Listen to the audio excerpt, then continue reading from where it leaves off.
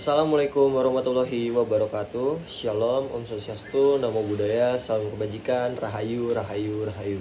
Sebelumnya perkenalkan, nama saya Andreas Pratama dari Rombel B Sosan Angkatan 2024. Jadi pada kesempatan kali ini saya akan menjelaskan tentang konsumerisme, yang dimana kita akan membahas tentang pengertian, teori, penyebab, dan juga fenomena konsumerisme yang terjadi saat ini. Jadi kita langsung masuk pembahasan yang pertama, yaitu pengertian dari konsumerisme.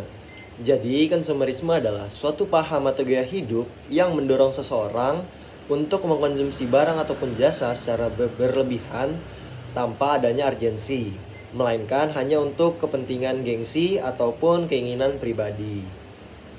Setelah kita membahas tentang pengertian dari konsumerisme, tentunya kita bertanya-tanya, apa sih penyebab dari konsumerisme ataupun apa sih faktor-faktor yang menyebabkan konsumerisme itu terjadi. Jadi penyebab konsumerisme itu muncul karena tuntunan gaya hidup dan pengaruh lingkungan sosial, yang dimana seseorang sering menyesuaikan diri dengan standar hidup sekitarnya ataupun lingkungannya. Setelah kebutuhan dasar terpenuhi, muncul keinginan untuk diakui dan juga dihargai, yang pada akhirnya mendorong seseorang untuk menggunakan uang secara berlebihan untuk membeli barang ataupun jasa yang sekiranya tidak memiliki urgensi yang penting, melainkan hanya untuk kebutuhan gengsi. Setelah kita membahas pengertian dan juga penyebab dari konsumerisme, ada beberapa tokoh-tokoh terdahulu yang memaparkan tentang konsumerisme, yang dimana mereka mengartikan konsumerisme sebagai berikut. Contohnya seperti salah satu tokoh yang memaparkan tentang konsumerisme yaitu adalah Jean Baudrillard yang memiliki teori konsumerisme. Nah, teori dari Jean Baudrillard ini adalah konsumerisme adalah budaya konsumsi modern yang menciptakan hasrat untuk mengkonsumsi secara terus-menerus.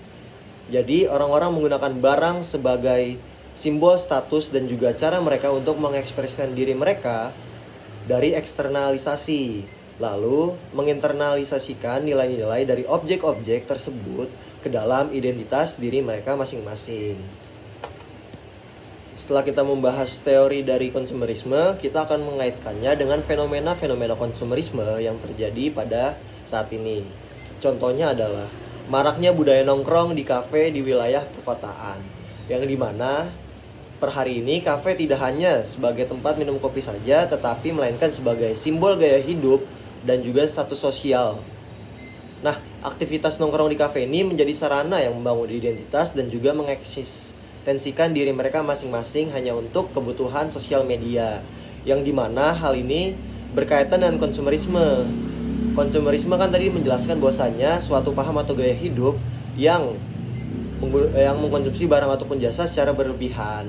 Nah, selain itu, media sosial juga memperkuat konsumsi simbolik melalui citra, estetik, dan popularitas tempat kopi itu sendiri. Barang dan ruang seperti kopi ataupun kafe dikonsumsi sebagai tanda dan juga makna, bukan sebagai kebutuhan. Fenomena ini mencerminkan konsumsi sebagaimana dikemukakan oleh teori Jean Baudrillard.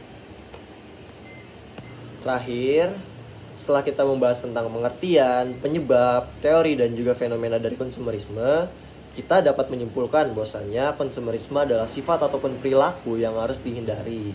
Dikarenakan, seperti dijelaskan di pengertian sebelumnya, konsumerisme adalah suatu paham atau gaya hidup yang mengonsumsi barang ataupun jasa secara berlebihan tanpa adanya urgensi, melainkan hanya untuk kebutuhan diri sendiri ataupun gengsi. Seperti itu, teman-teman. Jadi hal itu perlu diminimalisir dengan cara hidup sederhana, yang dimana kita membeli barang ataupun jasa yang sesuai dengan kebutuhan kita saja, tanpa adanya memenuhi kebutuhan gengsi. Seperti itu. Mungkin sekian dari saya, kurang lebihnya mohon maaf. Wassalamualaikum warahmatullahi wabarakatuh.